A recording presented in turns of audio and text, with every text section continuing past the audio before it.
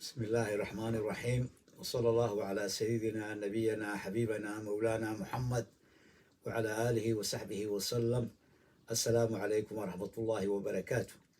maanta waxaynu xusaynaa 18 May 2024 maalin aynu gobonimadii iyo xorriyaddii aynu sida hawsha yar u bixina aynu dib ula soo noqonnay. dadaal badan iyo khasaaro badan ka sokoo qiimaha culus inagu joogta. waxaan halkan ilaahay ha u naxariiso wixii ku dhintay. waxaynu u baahan nahay in markaa mar walba xusuusanno wixii aynu ka dagaalamaynay inaynaynu u soo noqon. wixii aynu u dagaalamayna weli in badan baynaan gaarin inaan dadaalkeeda wadno. waxaynu ula baahan yahay dulqaadkeed iyo samirkeed inaynu ku soconno ilaa intaynu ka midho dhalinayno. oo noloshu mar walba waxbaa taagan, dhibaato kasoo taaganba waktigeeda iyo xalkeeda ayay leedahay. marka haddii allah yidhaah subxaanahu watacaala waxaa lagaga baxaa waxa weeye wadatashigaas wataynu halkaa kusoo gaadhnay. oo maalintii snm ay guuleysatay oo ah maalin la odhan karo 18 May waa maalintii guusha ee aynu jabinay dowladdii kale taliska ahayd ee sida arxamdarrada ah inoo duqaysay ee inoo baabiisay. waxaa ka weyn maalintan oo noqotay maalin qaran, oo ay ku noqotay siday qaran ku noqotay.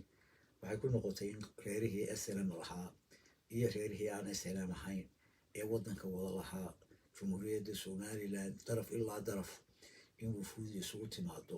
wufuudii ceragaaba ka timi, kuwii laascaanood ka yimi, kuwii burca ka yimi, kuwii berbere ka yimi, kuwii maroodo jeex ka yimi, kuwii ka yimi maxaan idhaahdaa awdal. dhammaan intii laysu yimi in si saraaxada oo furan oo laab furan looga tashaday aayaha ummadda somalilan. in lagu go-aamiyey in jumhuuriyaddii inaga luntay 60kii dib loo soo celiyo oo dowladnimadii iyo qarannimadii somalilan dib aynu la soo noqono inagoo isku duuman oo gacmaha ishaysana. sidii bay ku dhalatay.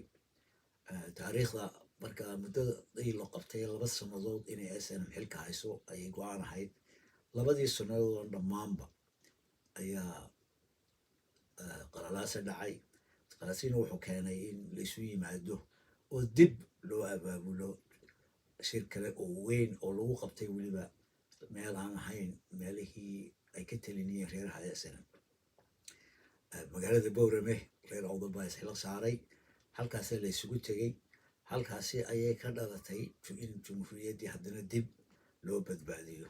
waxaana lagu guuleystay in xukunka markaa snm laga wareejiyo oo xukunka uu ku wareego madaxweyne aan snm ahayn. allah u naxariisto, nin aada iyo aad ilaa yaraantiisii siyaasadda ku jiray oo waddanka u shaqaynayay, maxamed ibraahim cigaal ayaa halkaa lagu doortay. isaguna wuxuu ku tuntuursaday hubka dhigii iyo nabadeyntii. markuu ku guuleystay haddana waa kii qabailka snm gudihiisa waa kii ka dhacay dagaalka sokeeye waxaynu ku tilmaano khasaare nacasnimada ah ina gaadhsiiyey. tii laakiin maxamed ibraahim cigaal uu ka dabaashay oo xal buu u helay. intii uu noolaabaana xal laga gaadhay fiican oo gacmaha la isqabsaday haddana mar labaad. tii geeridiisu markay ku timi madaxweyne wax ku meel gaara waxay noo noqday madaxweyne aan ka tirsanayn qabailkii snm. doorasha haddana uu madaxweynahaasi dhigay oo si sharaf leh uu damco dimuqraadiya inuu u tartamo waa ku guuleystay. taasina waxay ka dhigtay daahir yaale inuu noqdo madaxweynihii ugu horreeyey cod ku soo baxa jumhuuriyadda somalilan. waa taariikh aada iyo aada dahab u ah. waynu sii soconay, dimuqraadiyaddeenu way sii xoogeysatay. doorasha haddana labaad baa la galay. doorashadii labaad ee madaxtooyadana waxaa iyana taariikh bay noqotay. waxaa ku guuleystay xisbi mucaaridkii kulmiye, iyadoo ay geeska africa aanay ka dhicin in xisbi mucaaridi uu ku guuleysto oo loo haneeyo aan ka dhicin. taasina iyana waxay noqotay taariikh. halkaas markaynu marayno waxa weeye doorashadii kalaa soo baxday.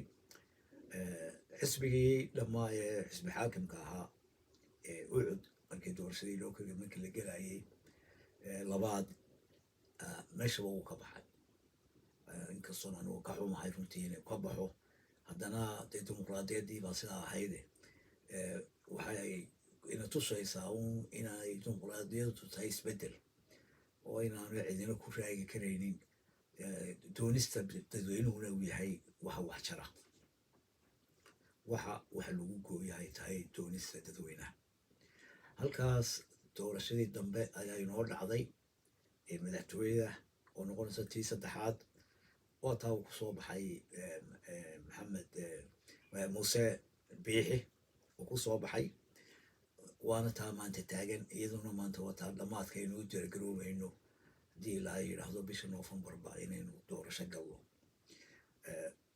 waxaa dimuqraadiyadda ah ee sidaa u sallaxan ee wanaagsan ee quruxda badan leh waxaa dhalay dhaqankeenna oo ah dhaqan aynu ka dhaxlay gumaysigii ingiriiska oo lagu tilmaamo hooyada dimuqraadiyadda waxaynu garanaa xisbiyadii lixdankii jiray NUF iyo SNL iyo USP sida aynan wax qabaa'ili jirin ay dadku ahaayeen u midaysnaayeen isku dhex u tirtamiyeen laba nin oo ilmaadeera iyo qoys dhan oo guri soo wada gala ay la kala socdeen saddexdaa xisbi waana tii keentay markii aynu SNMta samaysanay magaaladan London baan joogay anigu waqtiga London School of Economics baan ka diyaargareynayay master finance and accounting shirarkii halkaa ka dhacay wufuuddii timi qabiil kuma islaysnayn waxay wufuud ka timi dalalka carabta ee dadkii jaaliyadaha ahaa ay soo dirsadeen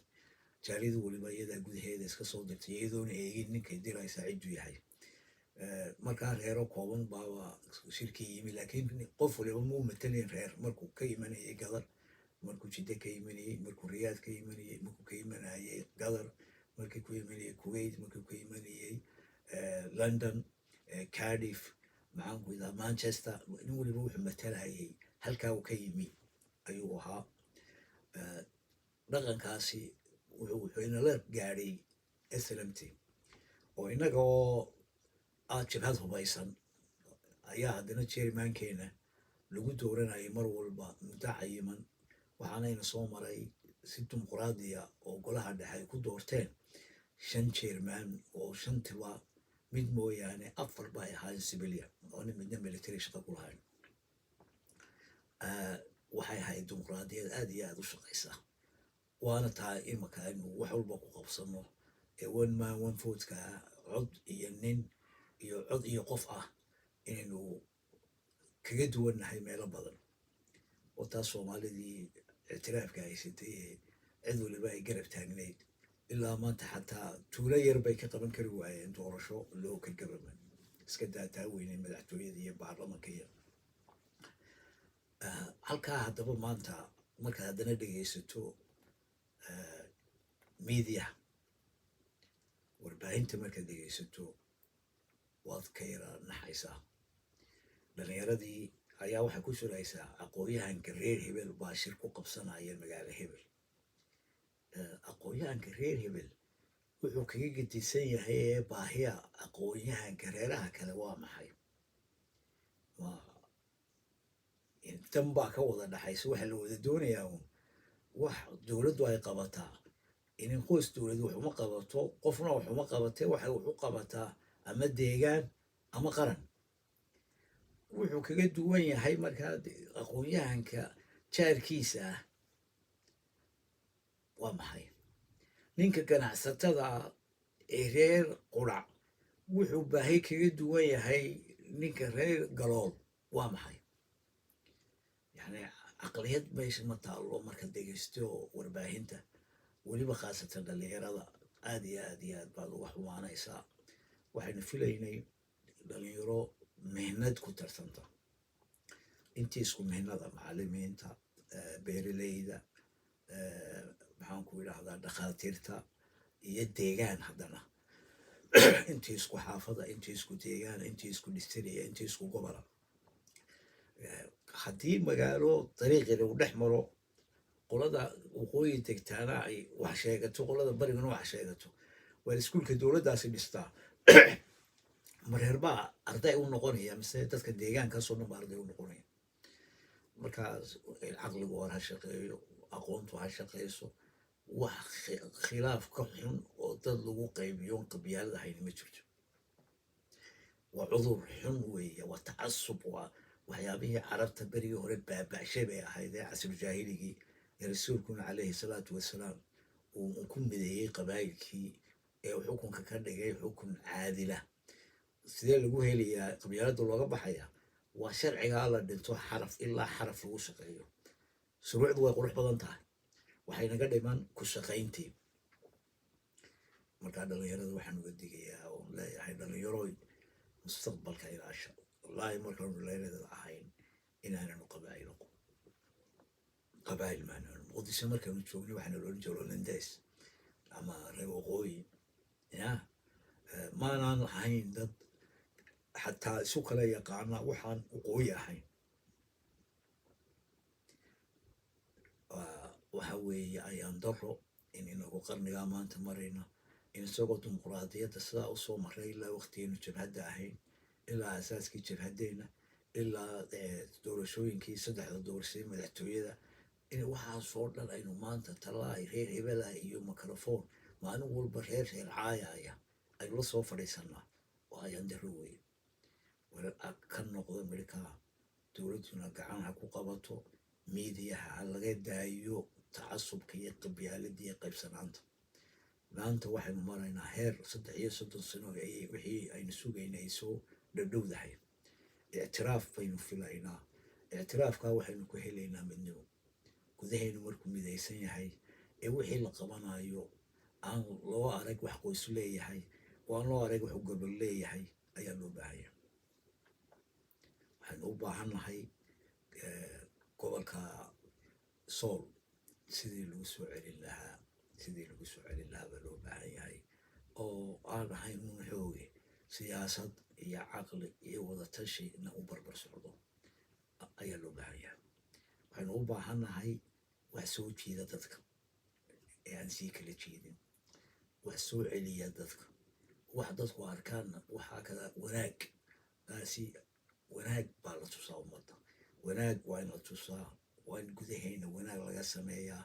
horumar waa inaynu ka fakiraa, waa inaynu qaybsanaanta ka koraa. qaybsanaanta waa in laga koraa. wax kasta oo ummadda qaybinaya waxa weeye waa cadownimo. cadowga had iyo jeer ka xumin ma jiro gudahaaga markaad qaybsan tahay. cid walba way kaa faa'iidaysaa, cid walba waa isku kaa diraysa.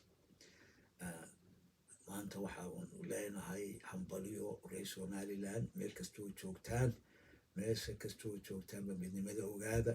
war qurba joogo wanaagga dadka tusa. oo meelkaan joogno qurba joog ee yurub iyo maraykan joogo waa ka daaya qabyaaladda dadka. waynu aragnaa doorashooyinkii ka dhacay waddankan ingiriiska, isbedelada waaweyn ee kusoo kordhay. in niman laajiyin ahaayo refugee ahaa maanta ay ra-iisul wasaare ka yihiin waddankii united kingdom. in markii ugu horreysay taariikhda nin bakistani uu 3 jeer ka noqday meeyarkii magaaladii ugu weynaadee london. in ra-iisul wasaarihii scotland uu noqday nin bakistaniya. inuu noqday maxaanku idhaha waddanka iyagan wales ninkii ka noqday first ministerku nin maxaanku idhahdaa zambian oo afrikaana. in gabadhii commissioner booliiska ahee fooska kusoo baxday wales ay noqotay gabadhii madoobeedii ugu horreysay UK. waxaasoo dhan arka markaynu halkaa marimantay ma waxa u fowday sunak ma hindi baa u fowday. ethnic minority-go dhan marka isku daro waa 5%. gaal iyo muslim iyo indhayar iyo waxaynoo dhan marka la tiriyo maxaa ku soo baxay? magac xisbi ku soo baxay. war xisbinimada ilaasha. waa xisbinimadu yaan xisbigu reer noqonin. waa in acdaada xisbigu go-aan ku haysaa ee aanu qof yeelan xisbiga. marka waxaa leeyahay qurba joogow wanaagga tusa ummadda. inta wanaagga ka barateen wadamada aad joogtaan, xumaantuun ha tusina. wanaagga tusa, idinku hormood ka noqda in xisbiyadu xisbiya noqdaan oo dadka acdaada u simaadaan oo gudaha xisbiga lagu tartamo. oonu xisbigu ahayn maqal qof leeyahay, oo aanu noqon dukaan qof leeyahay, oo aanu noqon albaab qof u xidhan oo ninku doonana ka furo ku doonana ka qufulo. waa inaynu ka koraataa ilaa xisbiyada markaynu ka dhigno qabyaaladii waa ka baxaysaa.